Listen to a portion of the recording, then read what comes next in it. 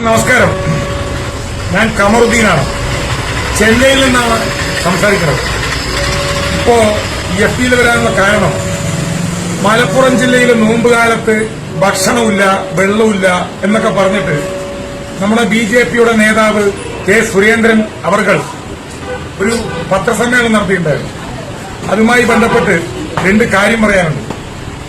ഞാൻ പാലക്കാട്ടുകാരനാണ്. ഞാനിപ്പോൾ ഉള്ളത് ചെന്നൈയിലാണ്. എനിക്ക് ഭക്ഷണം തന്നെ മലപ്പുറംകാരനാണ്.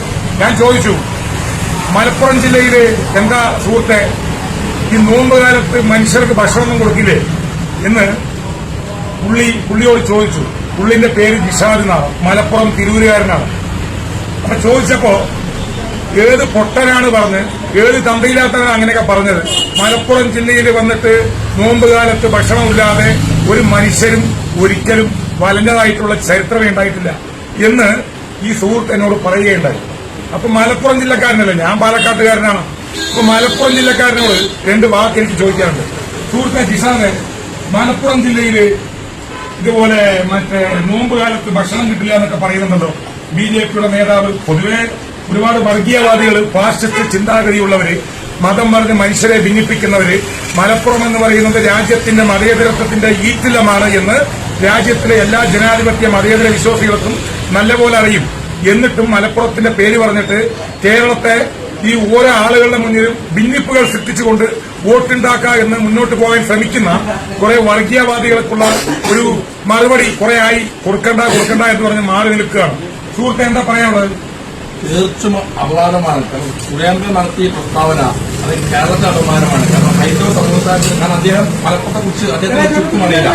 കാരണം നമുക്കറിയാം, മലപ്പുറത്ത് നിന്നുണ്ടായിട്ടുള്ള ഒരുപക്ഷെ കേരളത്തിലുള്ള സൗഹാർദ്ദവും മതപരമായിട്ടുള്ള എല്ലാ ആ ഒരു ഇതിനെക്കുറിച്ച് നമുക്ക് എല്ലാവർക്കും അറിയാം. അത്രത്തോളം മലപ്പുറത്തിന്റെ സൗഹാർദ്ദവും മലപ്പുറത്തിന്റെ ആ ഒരു കൾച്ചറും ആർക്കും പറഞ്ഞു കൊടുക്കേണ്ട ആവശ്യമില്ല. അത് തീർത്തും വർഗീയപരമായിട്ട് ഒരു ഡിബേറ്റ് ഉണ്ടാക്കാൻ വേണ്ടി മാത്രമാണ് സുരേന്ദ്രനും അദ്ദേഹത്തിന്റെ പാർട്ടിയും ശ്രമിക്കുന്നത്. കാരണം മലപ്പുറത്തെ കുറിച്ചിട്ട് ഒരു കുട്ടിക്ക്, മലപ്പുറത്ത് ഏത് ഉദ്യോഗസ്ഥരോ ഏത് മലപ്പുറത്ത് തെക്കൻ കേരളത്തിനൊക്കെ ആര് വന്നിട്ടുണ്ടെങ്കിലും മലപ്പുറത്ത് താമസിക്കുമ്പോൾ ആ മലപ്പുറം വിട്ടുപോകാൻ അവർക്കൊരു പ്രയാസമായിരുന്നു. അത്രത്തോളം ഈ ജില്ലയെ ഇഷ്ടപ്പെട്ട് ഇവിടുത്തെ കമ്മ്യൂണിറ്റി മനസ്സിലാക്കിക്കൊണ്ട് ഇരിക്കുന്ന ആളുകൾ. മലപ്പുറത്ത് ഒരു നോമ്പിന് പോലും ഒരാളുകൾക്ക് ഇവിടെ ഒരു പ്രയാസം പറ്റിയിട്ടില്ല.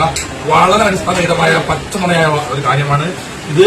ഒരു പക്ഷേ ജില്ലയോട്, ഒരു സമൂഹത്തോട്, കാരണം ഹൈന്ദവ സമൂഹവും മുസ്ലിം സമൂഹവും മലപ്പുറത്ത് അത്രത്തോളം ലയിച്ചിരിക്കുന്ന ഒരു ഉമ്മ പറ്റ മക്കളെ പോലെ കഴിയുന്ന ഒരു ജില്ലയാണ്. ആ ജില്ലയിൽ ഇത്രത്തോളം അപമാനം മോശപ്പെട്ട സംസ്ഥാനം നടത്തിയ സുരേന്ദ്രൻ മാപ്പ് വേണമെന്ന് ഞാൻ അഭിപ്രായപ്പെടുന്നു. അതെ സുരേന്ദ്രൻജി, താങ്കൾ ഈ വിഷയത്തിൽ താങ്കൾ മാപ്പ് വേണം. കാരണം മതേതരത്വത്തിന്റെ ഈറ്റില്ലമാണ് കേരളത്തിന്റെ മലപ്പുറം. അത് എല്ലാവർക്കും അറിയും. അങ്ങനെ ഇരിക്കെ ഒരു സമുദായത്തെ ഉന്നം വെച്ചുകൊണ്ട് മതേതരത്വത്തെ തകർക്കുന്ന സമീപനം കാഴ്ചവെച്ച സുരേന്ദ്രൻജി മാത്രമല്ല, പക്ഷെ ഒരുപാട് ആളുകളുടെ കണ്ണിലെ കേടാണ് മലപ്പുറം. കാരണം മതേതരത്വത്തിന്റെ മതസൗഹാർദ്ദത്തിന്റെ ഈറ്റില്ലമാണല്ലോ. എല്ലാവർക്കും അറിയാം, പള്ളിയും അമ്പലത്തിന്റെയും ഗേറ്റ് പോലും ഒന്നാണ് മലപ്പുറം ജില്ലയിൽ. കേരളത്തിൽ എവിടെയും ചിലപ്പോൾ കാണാൻ പറ്റില്ല. അത്രത്തോളം പവിത്രമായ, നല്ല രീതിയിൽ ജീവിക്കുന്ന എല്ലാവിധ സമൂഹത്തോടും